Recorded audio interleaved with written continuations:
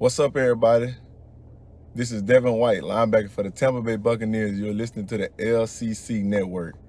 Go Bucks.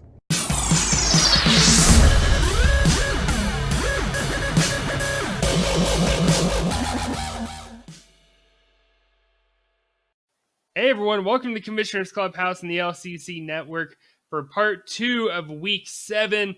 And we have all of the LCC games broken down for you in this episode. All 12 of them, plus Game of the Week. It's going to be awesome. As we talked about in the previous episode, Isaac's not with us this week, just Jameson and I. How's it going, man? I am excited. My second episode back this week. Just completed the first one, so excited to talk about some of the matchups here.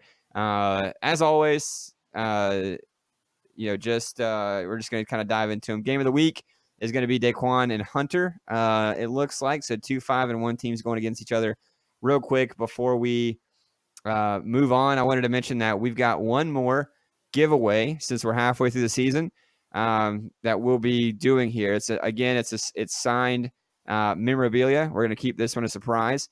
And then Pat, we'll get together and we'll kind of discuss what we want to do to give that away here soon. So Yeah. Mufali, you should have your signed OBJ photo now. If you don't, let me know. But that was sent out to you last week. And we'll put this next giveaway together so we can get that out to you guys with whatever's going to happen. So all right, Pat, you ready to dive into it, man? Let's do it. All right, here we go. It's football time! Once again, it's All right, guys, football time. Week 7, Daquan versus Hunter. 2 5-1 teams in the Top Shotters Conference. There's got to be some history here, right, Pat? They've played each other for a few years now. How many times have they faced up against each other? How many do you think how many times do you think they played each other? If I I would say 3 times. 3 times? I mean, that's not a terrible guess. So they've actually played each other 2 times. 2017 Week 7, Hunter won, and then 2018 Week 14 in the playoffs. So that would be the let me think about that. That'd be the divisional round of the playoffs. Hunter won 298 to 237. And the time before that, Hunter won by over 100 points, 285 and 161. Damn. Yeah. Whoo. So you want to crown him? Then crown her. Man, Hunter just owns Daquan then through 2 games. Yes. Jesus. Yeah. And if you compare, and that's the crazy thing, if you compare their head-to-head record, it's not pretty either. I mean, if Hunter has one of the best, actually has the highest winning percentage of any owner who's played 2 or more seasons in the LCC, while Daquan is kind of somewhere in the middle and has a winning percentage in the red. So they're kind of polar opposite in a way, but they were both in the playoffs last year. It looks like both teams should end up in the playoffs this year, barring anything crazy happens. But yeah, it's going to be one hell of a matchup for sure. This is definitely by far one of my favorite game of the weeks we've had so far. Who are you picking? As much as I want to go out there and pick Daquan, I just don't have it in me, man. I've got to go Hunter in this one. Daquan's got a couple bye weeks that I know it's going to hurt a little bit. I'm going to go with Hunter in this game. I'm not going to say it's going to be like 100-point beatdown or anything like that, but I could see it like a 30-point spread. Yeah, I'm also going with Hunter this. Daquan is missing Nick Chubb, who has been the pillar of his offense this season. I guess one of the main pillars of his offense this season. With Derrick Henry's been kind of blah, So without Nick Chubb there, I think he's gonna struggle a little bit on the offense. And Hunter isn't missing anybody, it looks like. So he's coming in with a full team, coming in with a strong record, strong metrics.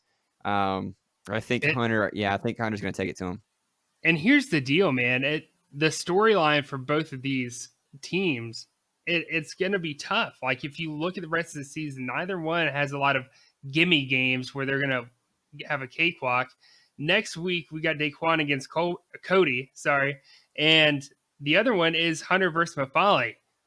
So, I mean, God, if it wasn't for Cody's record, you could argue that may have ended up game of the week for next week, but probably won't. It's going to be a tough road. So whoever loses this game may be in a position where they're playing for second place in their division in a wild card spot because of how tight things are at the moment. Yeah, it's another one of those big games, especially as we mentioned in the last episode. We're heading toward the playoffs here. We're going to do projections here in the next couple of weeks, so you'll start to see some of that stuff and how it plays out. So, any final thoughts on the game of the week here? No, you said you're picking Hunter too in this. Yes, yep, I'm picking Hunter in this one too. 2-0 with a wide margin of victory, and I don't think Daquan is going to be able to close that gap this week. So, all right, next game here is Roebuck Leprechauns, which is you versus your brother Cameron, and a brother brawl here in week 7. Patrick, you've been talking about this one for a pew, pew, pew, pew. I wish that we had the air horns. I always forget to put the air horns. You've been talking about this one for a couple weeks now. You appear kind of nervous about this one, especially with Christian McCaffrey on a bye week. So tell us a little bit about this one then. Yeah, first of all, I don't feel nervous. I've just kind of marked this one up as an L for me ever since like after draft day I saw my roster.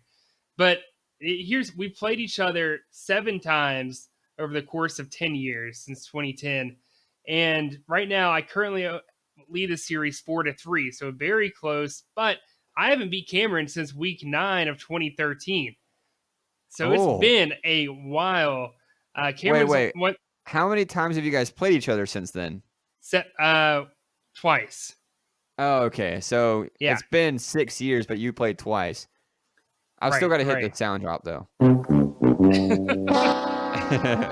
So 2015, week 7, Cameron won, and then week 9, 2018, Cameron won. So I don't know, man. We haven't played each other a ton. We average like one game every other year, kind of. Yeah. But when we do play each other, it's usually pretty good. I know our game last year was very close up until it seemed like, I don't know if it was a Sunday night game, but Cameron ended up running away with it like 288 to 209, something like that.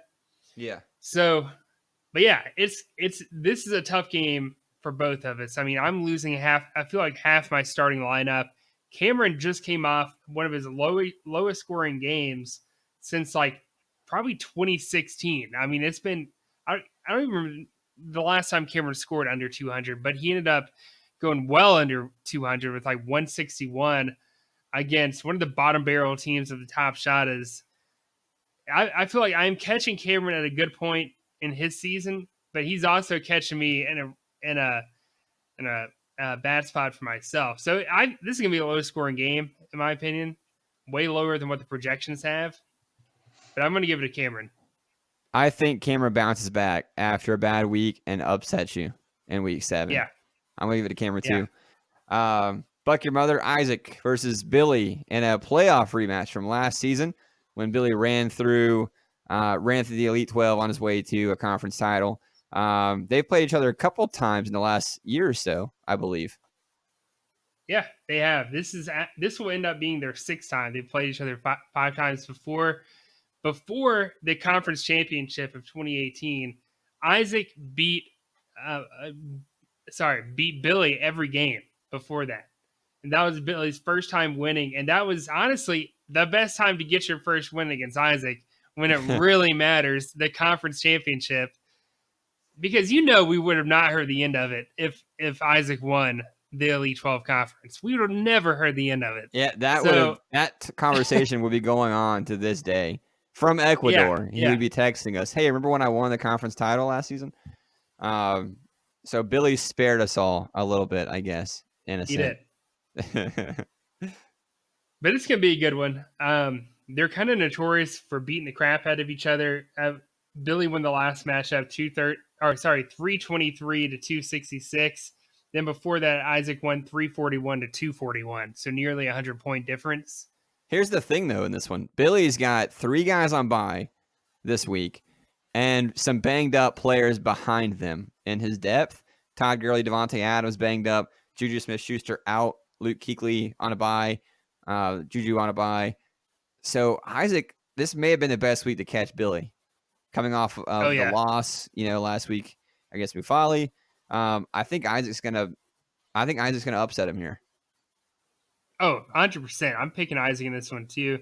But just to be exact, Billy's losing Juju Smith-Schuster, Luke Kuechly, and Eric Reed to bye weeks. And behind that, like you said, there's a couple guys questionable. It's going to be good. It's going to be really good, but I think Isaac's is gonna upend him and get the upset as well. Okay. All right. Next game, Eastside Brawlers versus Abusement Parks. This is John at 4-2 versus Peyton at 1-5. Got his first win last week. I'm sure these guys have played each other at least once, right? They played each other twice, actually. So 2017, my dad won in week 10, 260 to 236. Then last year, week 8, my dad won again, 269 to 238. So both have been low-scoring games in our league. Those are pretty low metrics there. So, and I don't know, man. What are your thoughts? Obviously, Eastside is having a good year again. Abusement Park more than likely will miss the playoffs again.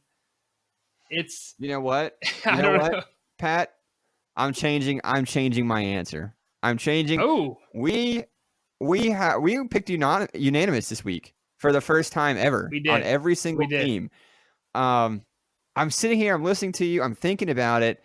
I think Peyton upends John in another upset. This is the week of the upsets. Week 7 of the season. He's getting Saquon Barkley back, Lamar Jackson against Seattle, and what I think could be a shootout. Julio Jones going to the Rams. That could be a shootout. Hunter Henry's back. He's got good linebackers. Peyton beats him. I'm going for the upset. Peyton beats him. Okay. You're still picking John. I'll take it. I'm still picking. Yeah, I'm still taking John. No, I can't see why. I mean, obviously Peyton's had, despite the win-loss column, has actually had a pretty decent year when you look at his points for. He's putting up good numbers. His efficiency hasn't been the greatest. But with that said, I mean, when you got guys like Bobby Wagner, Jordan Poyer, Jamal Adams, Saquon Barkley, Lamar Jackson, Julio Jones, you're going to put up big numbers. Yeah. But I just don't know if he puts up enough this week, especially considering Darius Leonard will be back against the Houston Texans. I think my dad wins this. All right. We'll see what happens. Next game, Give Me More, which is myself, 2-4, versus Jay Terrible Towels at 2-4. I know we've played each other 2 or 3 times in the last three or 4 years, usually at the midpoint of the season like we are now.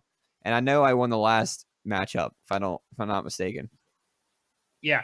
I just lost it. So now I'm trying to pull it up. There it is. You guys have actually only played each other 3 times since 2013. And who do you think owns the series?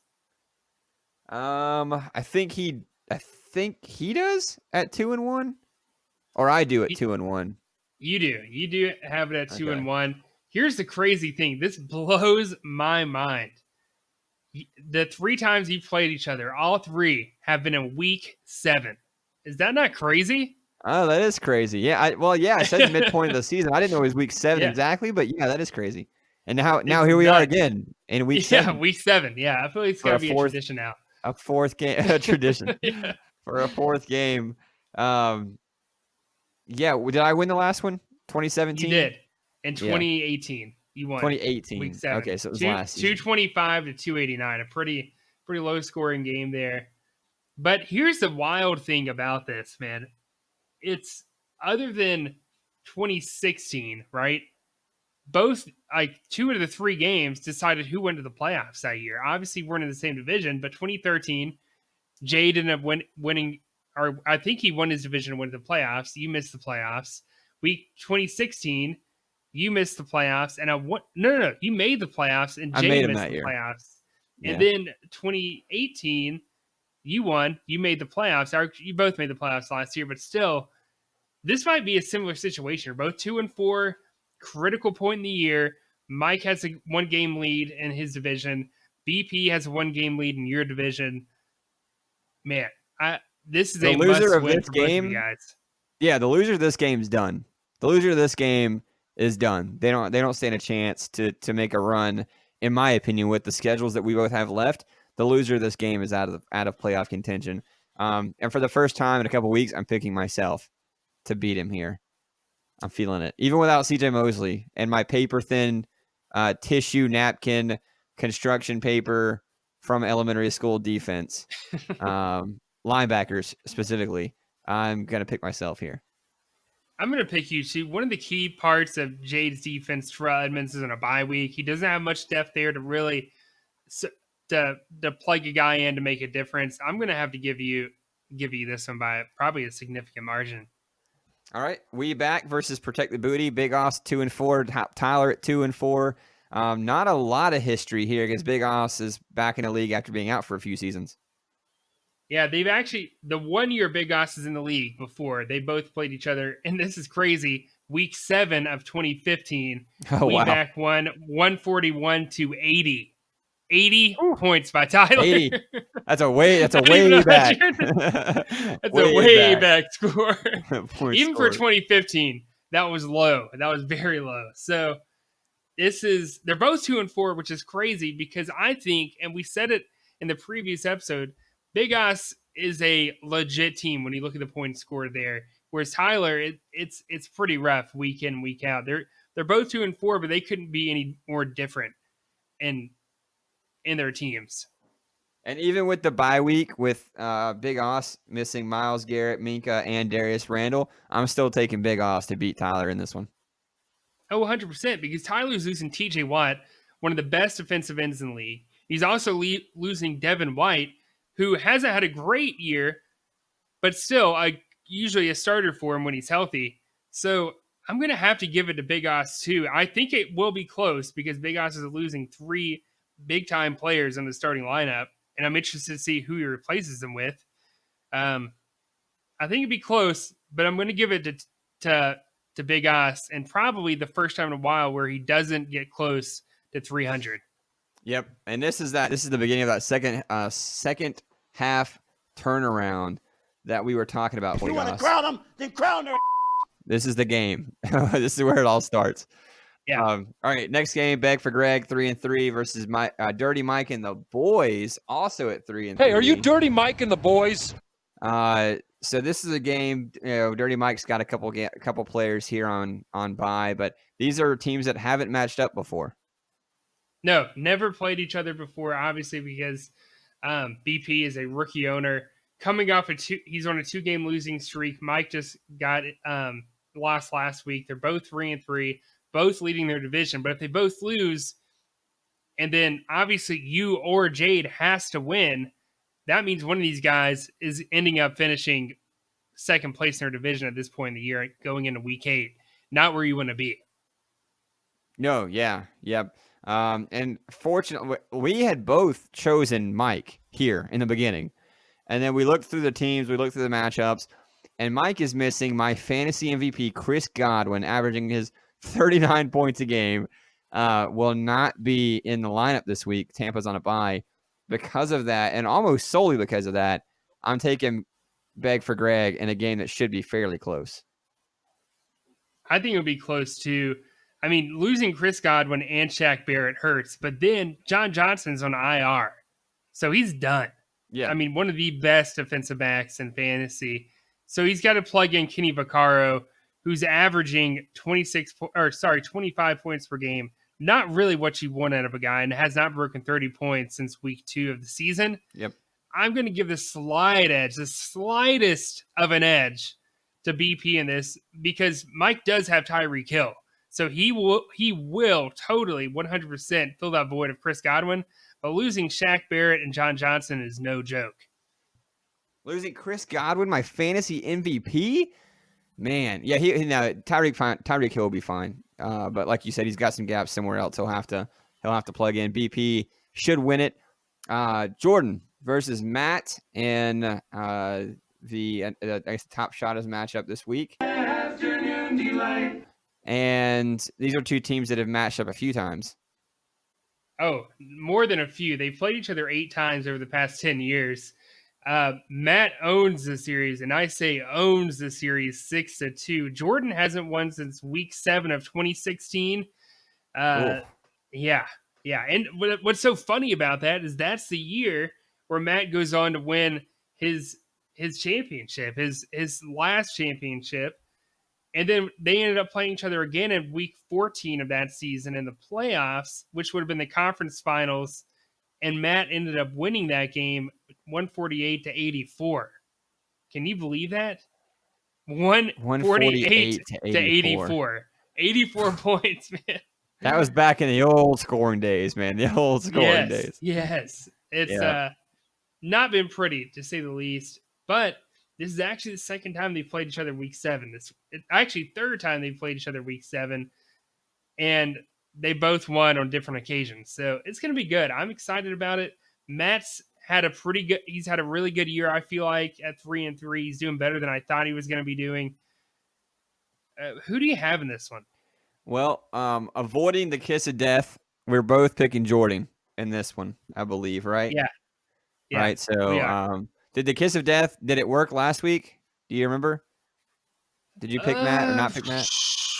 I don't remember. You know what? I think I picked. Here's the crazy thing. I think I started out picking Matt, and then right in the middle of the episode, I said, you know what? Actually, I'm going to go the other way. I'm going to pick Mike. And then Matt ended up winning and actually came back and won. And that's funny because So- Mike was winning the game, the whole Yeah, weekend. he was. And then Matt kind of came back at the very end. Yeah. So maybe it still holds true. Well, that's good news for you, Matt, that Pat avoided you and picked Jordan in this matchup. So not so good news for Jordan, I guess. But and Jordan, if he loses this, dude, that'll be 3 straight losses. 3 straight. Yeah. 3 straight, man. He'll be 3-4. And Yep. potentially 2 games behind of his division if Daquan wins. Yeah. There's not a lot that's as devastating. And I can say this jokingly because it's been a few years now. I had cancer, and there's not a lot that's as much devastating as it is to lose 3 or 4 games in a row in a fantasy season. That'll talk about like destroying your spirit, like crushing your spirit, like starting out so hot and then losing a lot of games. It's tough to cope with. Obviously, I say that jokingly, but yeah, it's not the position you want to be in. Charles 3-3 versus Michael 3-3. We've talked a lot about Michael on the last episode. So have they played each other a lot? I know they've been in the league a couple years. They played each other twice. In both occasions, Charles won. The first was 2017, week 11.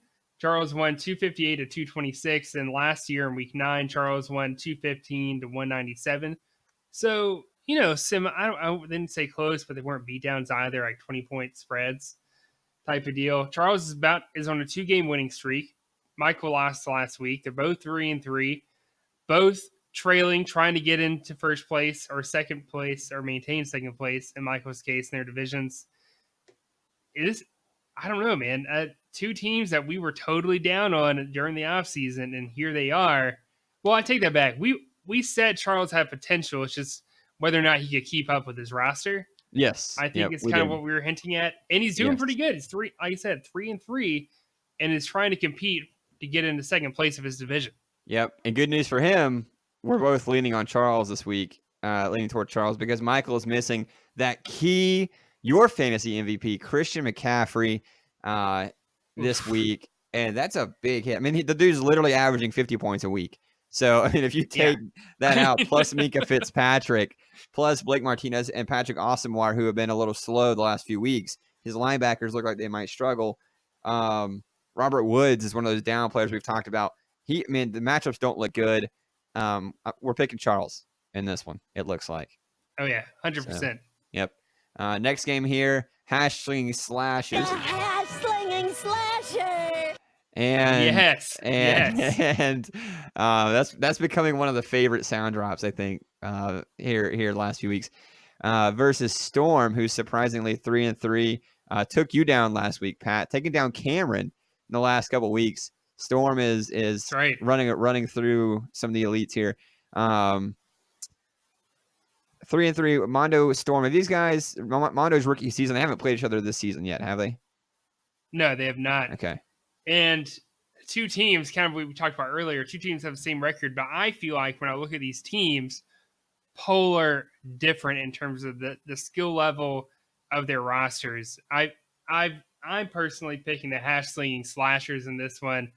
I know, obviously, Storm's on a 2-game winning streak. He beat myself. He won the week before that. I can't remember who exactly he played, but he's not scoring the points needed to beat a guy or a team like the Hash Slinging Slashers. I just don't see That how he's going to be leads, able to pull that off. yeah, beat the team that leads the top shotas in points for. I mean, that's a tough thing to do for anybody. So Yeah. yeah, we're both picking Mondo here in this game. Mufasa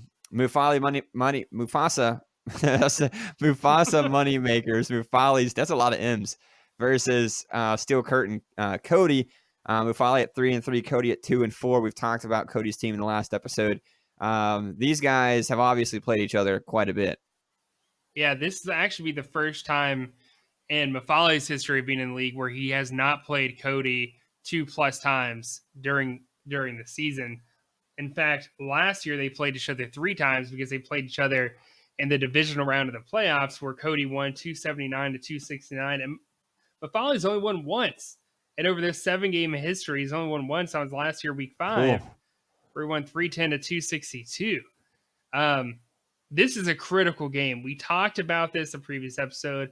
We're talking about it now.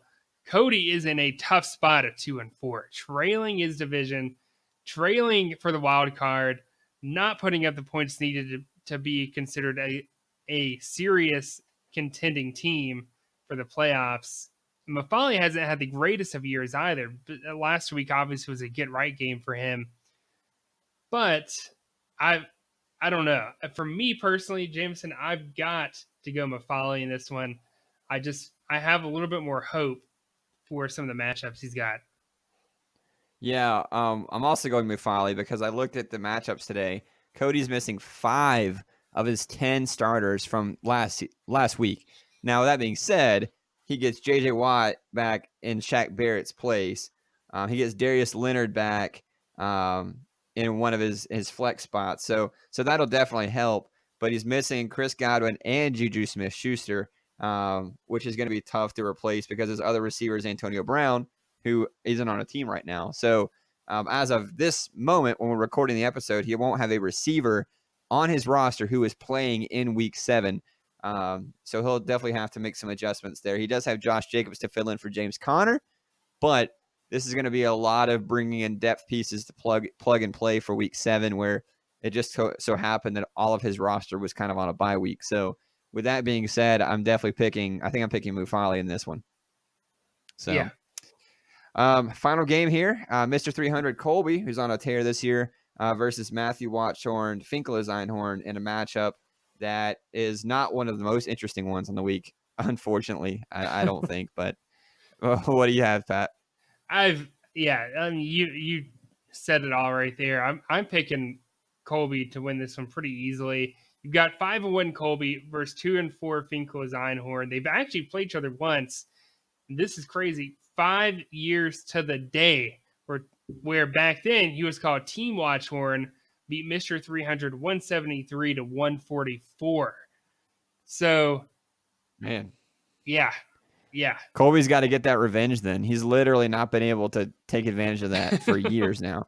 Yeah. This is his first chance to make it even with Matthew here. So, and I mean, Matthew, he's got a couple guys on bye that Joe Schobert is on bye, and he's linebacker 2 on the season, exactly, if I remember correctly. So that's gonna hurt to have a guy that big, and that big.